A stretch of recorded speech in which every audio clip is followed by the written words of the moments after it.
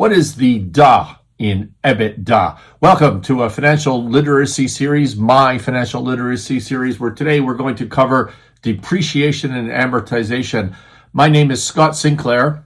I'm doing this series because when I'm speaking, when I'm coaching, I'm always asked by small business owners, entrepreneurs, just like you, hopefully, to do a financial literacy series so that you can pick up the language of finance, the language of business. And if you do that, you are going to be more successful and you will be more credible with stakeholders like your bank, stakeholders like investors. So today we're going to talk about depreciation and amortization, a D and an A, which are the DA in the phrase EBITDA, earnings before interest, taxes, depreciation, amortization.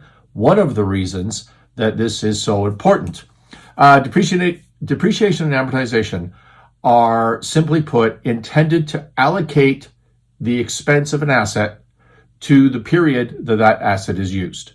So to allocate the expense of an asset to the period the asset is used. So for example, let's say you have a small business and you are earning $250,000 a year.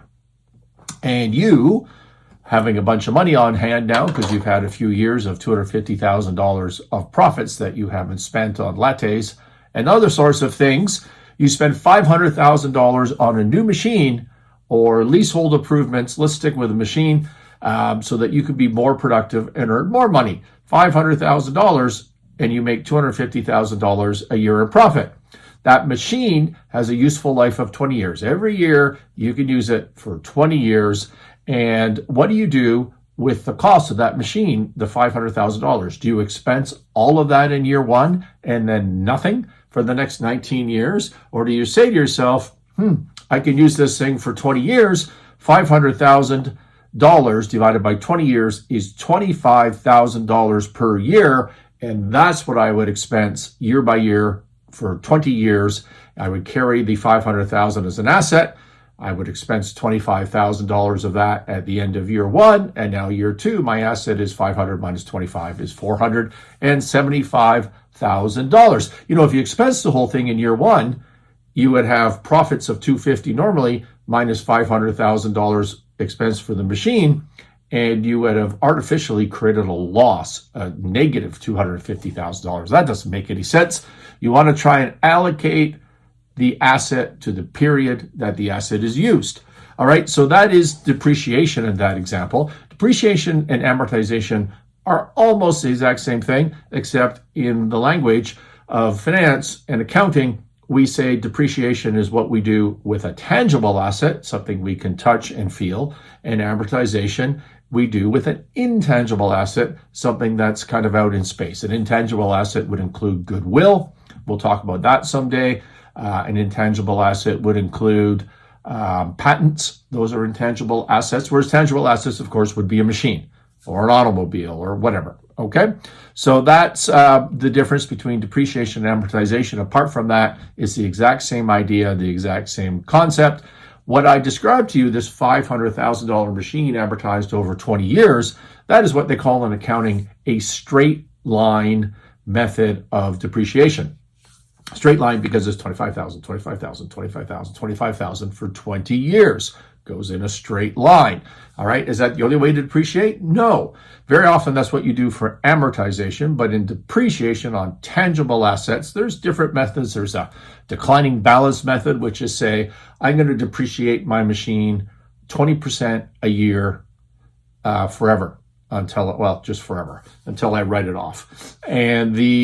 And as you can imagine, 20% of $500,000 is more than 20% of, say, $100,000 after the thing has been depreciated. So the effect of a declining balance method, is that it expenses more in the beginning periods, which kind of makes sense. If you think about buying a new car, they say you drive off the lot, it drops 20% right away, and then the depreciation of that vehicle sort of smooths out. Well, that's what this does. There's other methods. There's double declining balance method. There's a unit production method. Too technical. Don't worry about it. For today's purposes, there's just different ways to depreciate things. By the way, the tax code, wherever you are, has its own its own methodology for depreciation and amortization. It says, you know what, honestly, I don't care what you're doing for accounting. For tax purposes, for this government, you can only depreciate this asset on this basis. And so you get this difference in tax and difference in accounting. That, my friends, is depreciation and amortization. It's important to know that language. It's going to help you with your cash flow because these are non-cash items. If you think about that, you spent $500,000 upfront to buy the machine. There's the cash flow impact, but you're not expensing $500,000. You're doing that over 20 years. So cash, accounting are different in this case. It's important to understand it because everybody wants to talk about EBITDA, and if you don't know exactly what the DA part is, well, that's an issue. And just general financial literacy is really important for your credibility and to be more successful. Remember, if you want more content like this, check out thescottsinclair.com. Scott Sinclair, SINCLAIR.com. You'll see more helpful content. There's a newsletter you can register for, and you can surf wherever you're surfing right now for more videos. Thank you for watching. We'll see you next week.